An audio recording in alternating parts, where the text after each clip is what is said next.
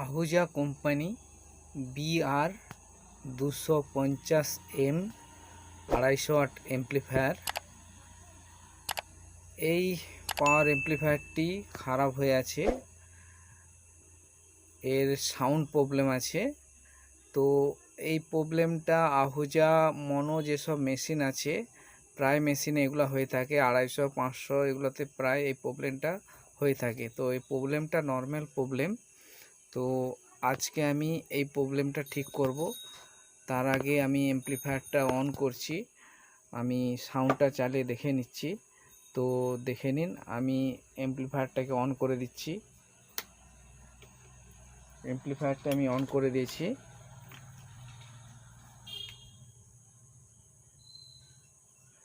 আমি এখন মাস্টার ভলিউমটি বাড়াচ্ছি, দেখুন।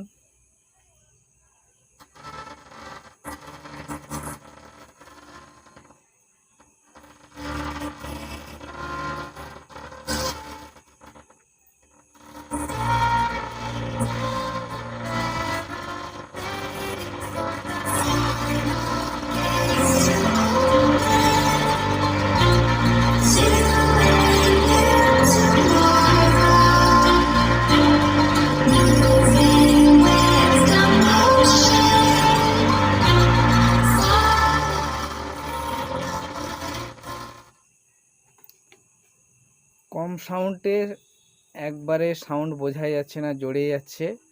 আর ভলিউমটা যদি আমি 5-6 তুলে রাখি তখন কি একটু পরিষ্কার লাগে, কিন্তু জড়তা আছে, পরিষ্কার নয় সাউন্ডটা।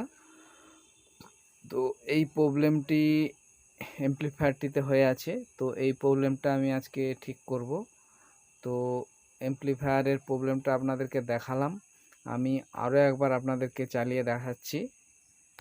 আরেকবার আমি চালিয়ে দেখাচ্ছি, সাউন্ডটা দেখুন। যে কোনো নর্মাল গান চালালে একবারেই বোঝা যেত না, কিন্তু ওই গানগুলো তো চালানো যাবে না, ওগুলোতে কপিরাইট এসে যাবে।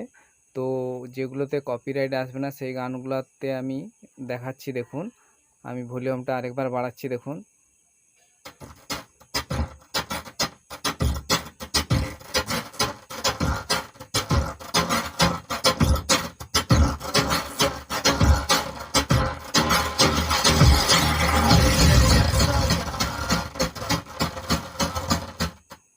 দেখছেন সাউন্ড একবারে জড়তা, পরিষ্কার নেই। তো এই প্রবলেমটাই আমি ঠিক করব। তো প্রথমে আমি এটা ট্রানজিস্টর এমপ্লিফায়ার আছে, এই যে দু সাইডে যে 3 পিস করে 6টা ট্রানজিস্টর আছে।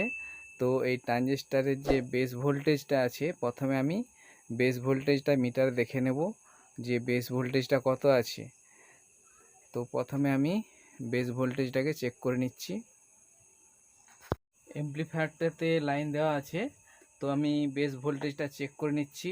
আমি মিটারে DC 200 রেঞ্জে রেখে দিয়েছি। তো এখন আমি ভোল্টেজটা চেক করে নেব, ট্রানজিস্টরের যে বেস ভোল্টেজ। তো দেখুন, এই যে এখানে বেসের ট্রানজিস্টরের বেসের কানেকশান, এটাতেও দেখুন দু সাইডে বেসের কানেকশান আছে। তো আমি প্রথমে এই সাইডটা দেখে নিচ্ছি, দেখুন বেস ভোল্টেজ নেই, 0। কালেক্টর ভোল্টেজ দেখুন 27.5 ভোল্ট আছে কালেক্টর ভোল্টেজ। এই সাইডে 0 ভোল্ট আছে বেসে। আবার এই সাইডটাও দেখে নিচ্ছি, দেখুন এ পাশেও কোনো বেসে ভোল্টেজ নেই, 0। দেখুন কালেক্টর ভোল্টেজ একই আছে, 27.23 ভোল্ট, সেম একই আছে। তো এই যে ড্রাইভার বোর্ড আছে, এই বোর্ড থেকে যে বেসে যে ভোল্টেজটা পাঠানো হয়েছে, কানেকশান দেওয়া আছে, ওই সেকশনটা আমাকে চেক করতে হবে। তো বোর্ডটা আমি খুলে নিচ্ছি। তো বোর্ডটাকে আমি এখন খুলে নেব। বোর্ডটাকে আমি খুলে নিয়েছি, ড্রাইভার বোর্ডটা দেখুন। এই যে এখানে একটা পিসেট আছে, দেখুন পিসেটটা 100 ওহমস আছে। তো প্রথমে আমি এই পিসেটটাকে চেঞ্জ করব। এই পিসেটটা খারাপ হলে এই যে বেসে যে ভোল্টেজটা আছে ওই ভোল্টেজটা থাকবে না।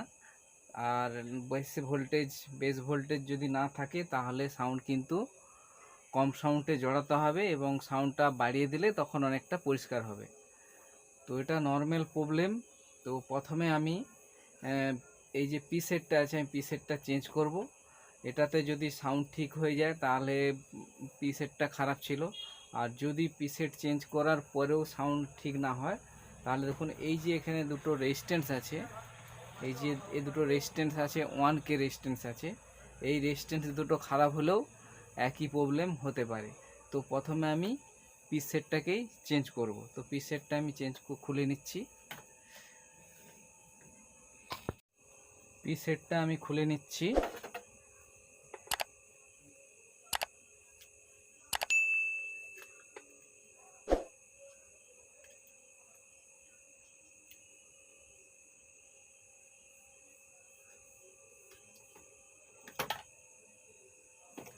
পিস সেটটা আমি খুলে নিয়েছি, এটা 100 ohms আছে।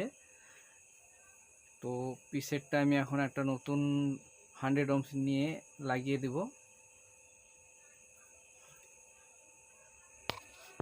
আমি 100 ohms পিস সেট একটা নিয়ে নিয়েছি, দেখুন এই পিস সেটটাকে আমি লাগিয়ে দিচ্ছি।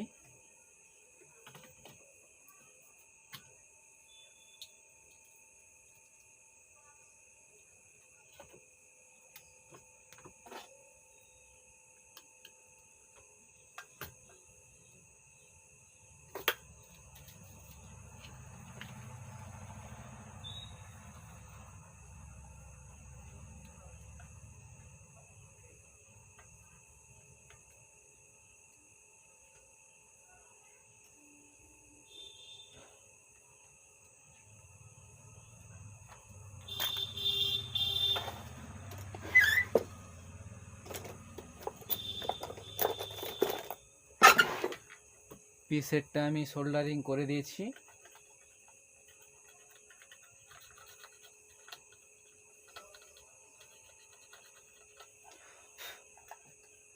পিস সেটটা আমি সোল্ডারিং করে দিয়েছি। আমি এখন বেস ভোল্টেজটা চেক করে নেব। ভোল্টেজটা আমি চেক করে নেব। ডিসি 200 রেঞ্জে রেখে দিলাম। এমপ্লিফায়ারটিতে আমি লাইন দিয়ে দিয়েছি। আমি এখন এই পাশের বেস ভোল্টেজটা দেখে নিচ্ছি। দেখুন বেস ভোল্টেজটা 0.4 দেখাচ্ছে। তো এই পাশেরটা আমি দেখে নিচ্ছি।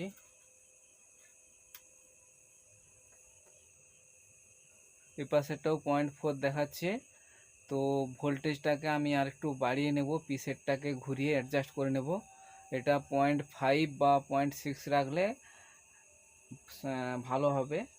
তো আমি 0.5 বা 0.6 ঘুরিয়ে ওটা অ্যাডজাস্ট করে নিচ্ছি।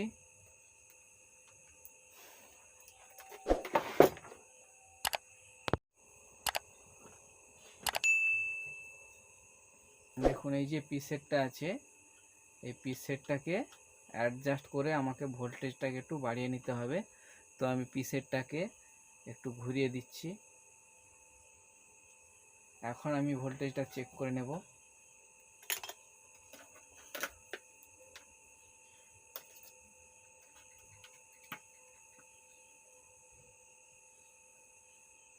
দেখুন ভোল্টেজটা 0.5 এসে গেছে। এর সাইডটাও দেখে নিচ্ছি,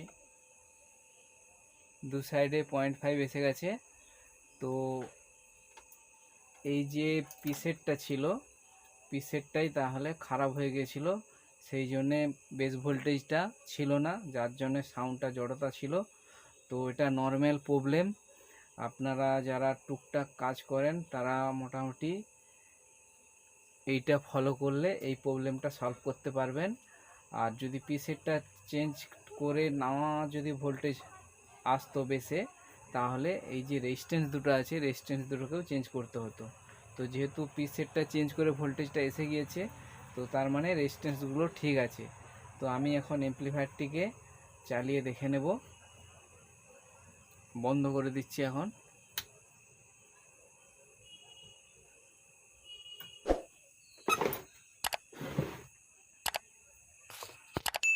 এমপ্লিফায়ারটি আমি অন করে দিচ্ছি। এমপ্লিফায়ারটা অন করে দিয়েছি আমি। এখন ভলিউমটা আমি বাড়িয়ে দিচ্ছি, দেখুন কম সাউন্ড থেকে বাড়াচ্ছি।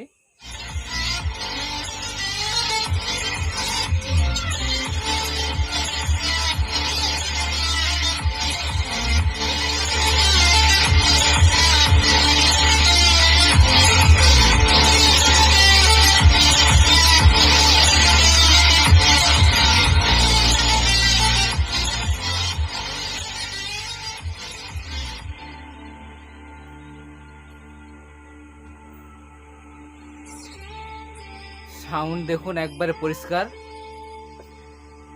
আর কোনো জড়তা নেই, একবারে জিরোতে আছে দেখুন।